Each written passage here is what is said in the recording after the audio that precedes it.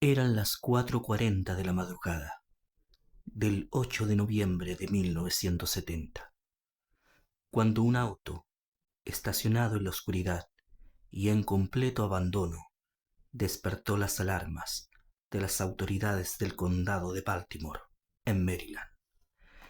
Este vehículo pertenecía a la hermana Catherine Cesnik, religiosa y profesora de literatura inglesa y teatro en el prestigioso Colegio para Señoritas Arzobispo Cube.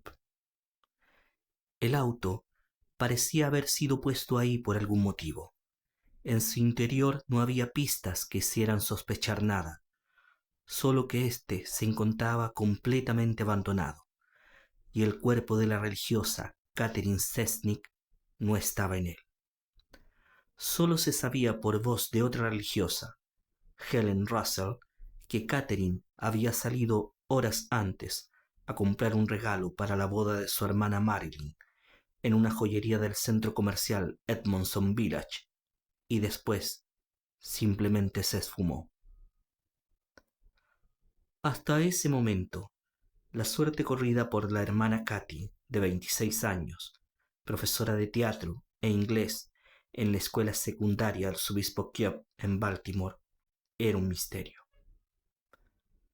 La incesante búsqueda de Catherine Cesnik duró 2 meses, hasta que finalmente, el 3 de enero de 1970, un cazador y su hijo encontraron un cuerpo cerca de un basural, en una zona poco transitada de Loudoun, una pequeña población del condado de Baltimore. Era efectivamente el cuerpo de la religiosa, quien, según reportes de la policía, había muerto debido a un golpe contundente en la cabeza. Alguien le había roto el cráneo a la religiosa.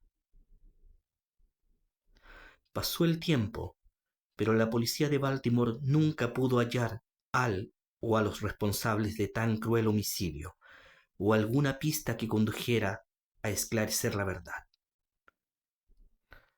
Pasarían muchos años, exactamente 23, para que una mujer, exalumna de la escuela secundaria de mujeres de Arzobispo Cube, Jan Wenner, pudiera revivir un borroso recuerdo de cuando era una niña de 14 años. En ese recuerdo hacía un largo viaje en auto con el capellán de la escuela, el cura Joseph Maskell, hasta un lugar descampado. Allí el cura la hizo descender del auto, la hizo bajar y le mostró el cuerpo aguzanado de la hermana Katy entre medio de unos matorrales. ¿Ves lo que pasa cuando hablas mal de las personas? ¿Cuando te metes en asuntos que no te corresponden? Le dijo el cura en su memoria recuperada. Ese recuerdo reprimido durante años por Jan Wenner abrió una caja negra de Pandora que estuvo escondida tras los muros del colegio de señoritas Arzobispo Cube durante décadas, y disparó una investigación policial y judicial en 1992 sobre abusos sexuales cometidos en aquellos años por una red de sacerdotes, policías y empresarios locales de Baltimore, que hasta entonces había permanecido en silencio. El epicentro era la escuela católica, y la cabeza de todo era el padre Joseph Maskell. Maskell creció en el noreste de Baltimore, se graduó en el Campbell Hall College y fue ordenado como sacerdote en 1965, a los 26 años. Su primer destino fue como entrenador deportivo en el Sagrado Corazón de María en Baltimore en 1965, y en 1968 a Nuestra Señora de la Victoria. Para entonces ya también lo habían nombrado capellán en la escuela secundaria Arzobispo Cube, y también de la policía local y de la Guardia Nacional de Baltimore, una combinación que le sería muy útil a sus fines. A la luz pública se lo tenía como un religioso respetable e inteligente, carismático entre sus colegas y sus alumnos, muy interesado por la psicología. Cuando llegó a la secundaria Kep, se ganó rápidamente un lugar muy respetable en la comunidad educativa. Nadie imaginó que su llegada no era una decisión tomada por motivos religiosos y académicos, sino una resolución de la Iglesia para tapar un escándalo. Poco antes, la madre de un monaguillo de la iglesia de San Clemente, un chico de 14 años llamado Charles Franz, lo había acusado de emborrachar a su hijo para abusar sexualmente de él. Muchos años más tarde, ese mismo chico, Franz, contaría en el documental de Keeper de Netflix cómo el padre Maskell había abusado de él. El padre Maskell llegó a tener tal influencia sobre la policía de Baltimore que muchas veces salía con ellos a realizar patrullajes nocturnos para pillar a adolescentes en actos pecaminosos.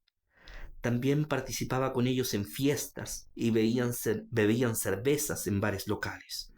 Por lo demás, el hermano de Maskell también era un ex policía muy respetado, que era considerado un héroe, ya que había recibido un disparo en un asalto. Esta vinculación con el cuerpo de policía hizo que Maskell pudiera actuar en completa impunidad durante sus tiempos en Baltimore. La hermana Catherine Ann Cesnik había llegado a dar clases en la escuela casi al mismo tiempo que Maskell. Joven, alegre y vivaz, se ganó rápidamente la confianza de las chicas, a las que les enseñaba lenguas e invitaba a participar en los grupos de teatro. Era también muy observadora y no demoró en notar cierto temor en las chicas cuando el padre Maskell las llamaba a su despacho por los altavoces de las salas.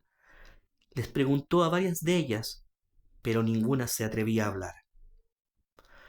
Toda la comunidad escolar, profesores, religiosos y alumnas callaban, principalmente por miedo.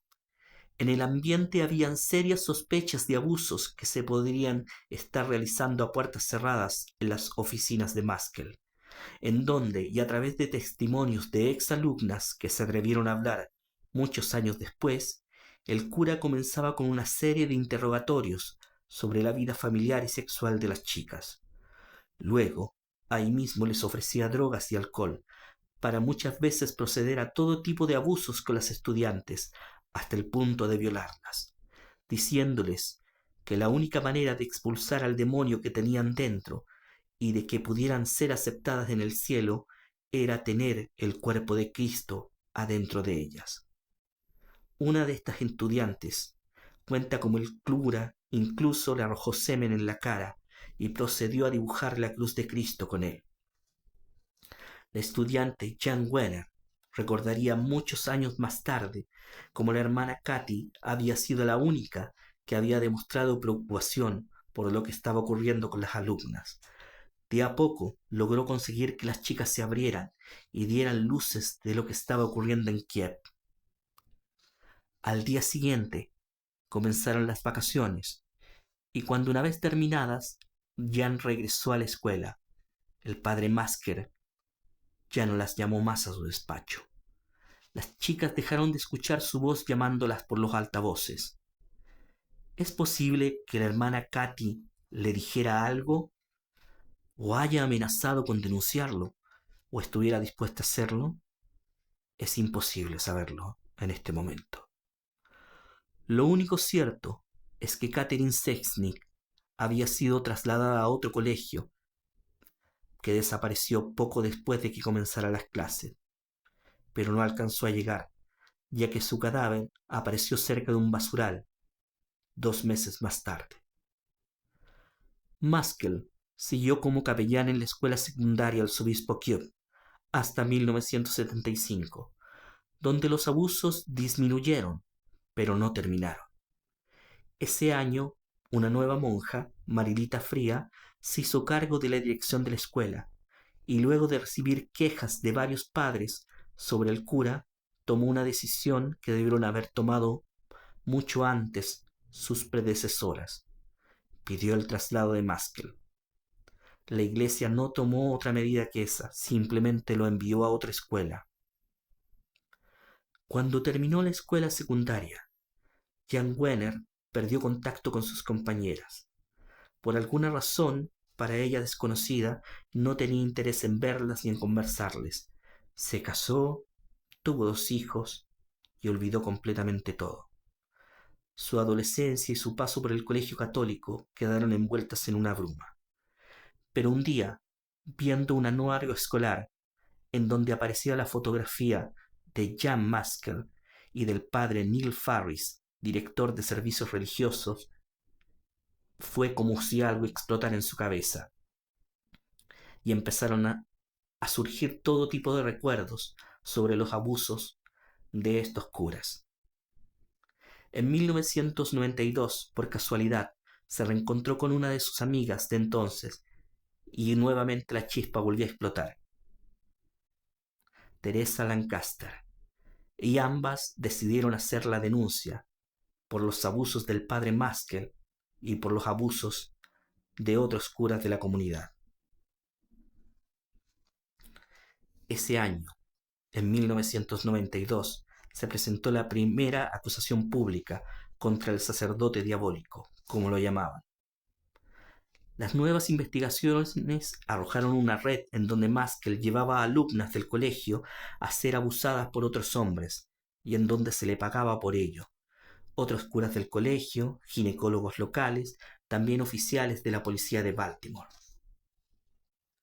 En cambio, la denuncia de Jan Wenner y de Teresa Lancaster fue desestimada por el tiempo. Maskell fue removido del ministerio el 31 de julio de 1994. Fue puesto en licencia temporal y huyó a Irlanda, en donde continuó con su labor, ya que la arquidiócesis de Baltimore jamás informó a su par irlandesa de las acusaciones que pesaban sobre el cura.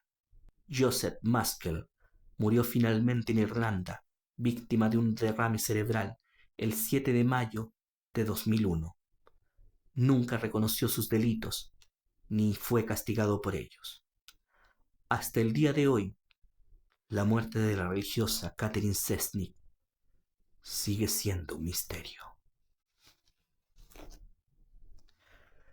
Bueno, espero que esta historia de alguna manera les haya gustado o agradado. Los espero en el siguiente capítulo. Los invito a suscribirse a este canal, a darle like, a comentar estas historias. Yo voy a estar subiendo videos varias veces a la semana, así que los espero en la próxima. Soy Mr. Historias y bienvenidos a mi canal.